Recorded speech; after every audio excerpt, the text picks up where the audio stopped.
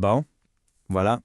Le ton est donné, pas de chichi, on va aller droit au but et parler de la raison pour laquelle la plupart des plans, des stratégies et des grandes idées finissent en un tas de merde fumant. Le sujet du jour, c'est ça. L'effet de second ordre.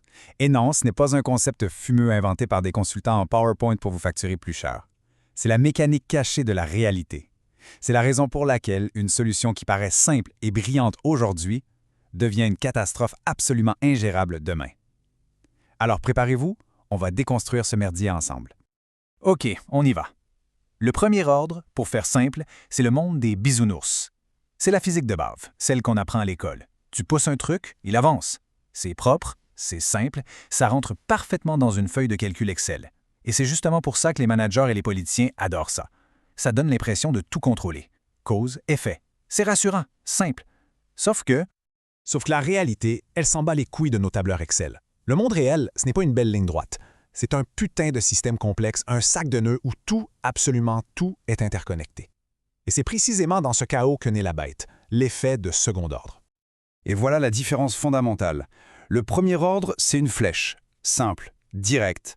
Le second ordre, c'est un putain de boomerang qui te revient en pleine gueule quand tu t'y attends le moins. Regardez bien la différence qui tue tout. Cause, effet, nouvelle cause. L'effet de votre action initiale ne s'arrête pas là. Ah non, il devient lui-même une nouvelle cause. Il réinjecte du bordel dans le système. Ce n'est plus indépendant, ça dépend du contexte. Et ça fout en l'air la moindre tentative de stabilité. Et comment ça marche ce truc? Grâce à ça, la boucle de rétroaction, le fameux feedback loop. Imaginez une boîte noire. Vous mettez un truc à l'entrée, un truc sort. Ça, c'est le premier ordre. La boucle de rétroaction, c'est quand la sortie se dit « Tiens, et si j'allais foutre ma merde à l'entrée pour voir ce que ça donne ?» Et c'est là que tout part en vrille. Le système commence à s'influencer lui-même. Et là-dedans, il y a deux saveurs. D'un côté, la boucle positive, c'est l'emballement, l'effet boule de neige, le cancer. Chaque effet amplifie la cause initiale. En ingénierie, on appelle ça l'effet P-delta.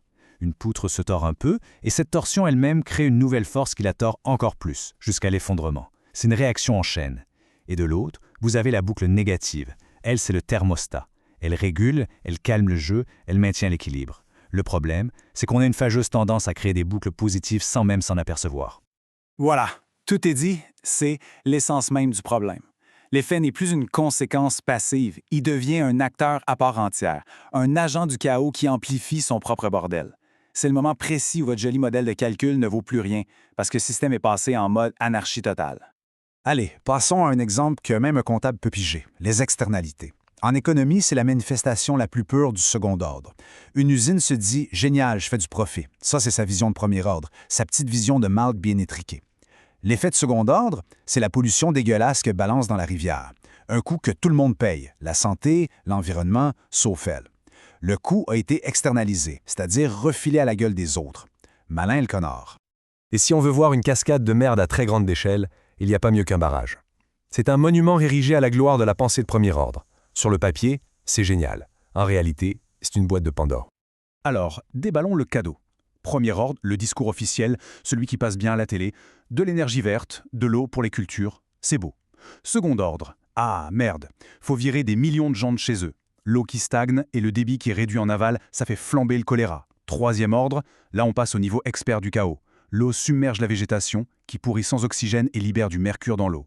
Ce mercure est transformé par des bactéries en une saloperie ultra toxique qui s'accumule dans les poissons. Résultat, on empoisonne toute la chaîne alimentaire pour un siècle. Et la cerise sur le gâteau, quand on contrôle l'eau d'un fleuve, les voisins en aval crèvent de soif, ce qui déclenche des putains de guerres. Brillant. Cette citation, elle résume parfaitement le problème. On a la capacité technique de créer des interventions massives, mais on a souvent la vision stratégique d'un bulot. On se concentre sur la gâchette sans réfléchir une seule seconde à la zone d'impact de l'explosion. Mais pourquoi on est aussi con en fait? Ce n'est pas juste de la mauvaise volonté. Notre cerveau est mal câblé pour ça. On est victime de nos propres biais. D'abord, la myopie temporelle. Un petit plaisir tout de suite voudra toujours plus qu'une grosse récompense dans 10 ans. Notre cerveau dévalue le futur. Ensuite, l'aversion à la complexité. Analyser des boucles de rétroaction, ça demande un effort, c'est chiant. Notre cerveau préfère les raccourcis mentaux, l'intuition rapide, ce que les psys appellent le système 1. Et enfin, le biais de proximité. Ce qui est loin, dans l'espace ou dans le temps, on s'en fout royalement. Et voilà le résultat de tout ça. On utilise les mauvais outils pour le mauvais problème. On plaque nos schémas de pensée linéaires, nos petites visions simplistes, sur une réalité qui est fondamentalement complexe et non linéaire. C'est comme essayer de visser une vis avec un marteau. ça ne peut que mal finir. C'est la dure vérité. Ce n'est pas un défaut moral, c'est presque un défaut de fabrication. On est biologiquement programmé pour chasser le mammouth qui est juste devant nous, pas pour s'inquiéter de la durabilité de l'écosystème de la savane dans 50 ans. Le second ordre, c'est l'ennemi naturel de notre câblage neuronal. Alors, on fait quoi? On se résigne à tout foutre en l'air? Non. La solution, ce n'est pas d'essayer de prédire chaque putain de conséquence. C'est impossible. C'est un fantasme de contrôle. La vraie solution, c'est d'arrêter d'être un optimiste béat et de devenir ce qu'on pourrait appeler un paranoïaque structuré. Pour y arriver, il faut des outils qui forcent notre cerveau à penser différemment. Prenez la roue des conséquences. C'est un brainstorming chiant mais nécessaire. On met sa décision au centre et on se force à imaginer les conséquences des conséquences. Ça oblige à sortir de la vision tunnel. Et puis, il y a le cycle PDCA. Planifier, faire, vérifier, agir. La clé, elle est dans le vérifier.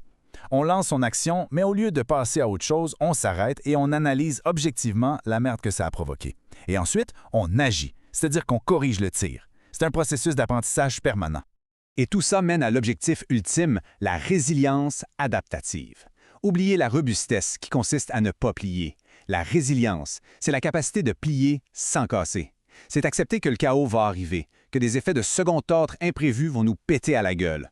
L'important, ce n'est pas d'éviter le coup, mais d'être capable de l'encaisser, de comprendre pourquoi on se l'est pris et de s'ajuster pour que le prochain fasse moins mal. On arrive à la fin. Et cette phrase résume tout parfaitement. Le second ordre, ce n'est pas une fatalité mystérieuse qui nous tombe dessus. C'est la facture. C'est la note que la réalité nous présente pour avoir été paresseux, irresponsables et myopes. C'est le coût de notre confort intellectuel, mais amplifié de manière exponentielle par la nature chaotique du système qu'on a perturbé. Voilà, je vous laisse avec ça. Regardez autour de vous, dans votre boulot, dans la société, en politique. Trouvez une décision qui a l'air simple, logique, évidente. Et maintenant, posez-vous la question, quelle est la boucle de rétroaction positive qui se cache derrière? Quel est l'effet de second ordre qui est en train de germer silencieusement et que tout le monde ignore parce que c'est trop compliqué ou trop lointain? Trouvez-la et vous aurez compris quelque chose d'essentiel.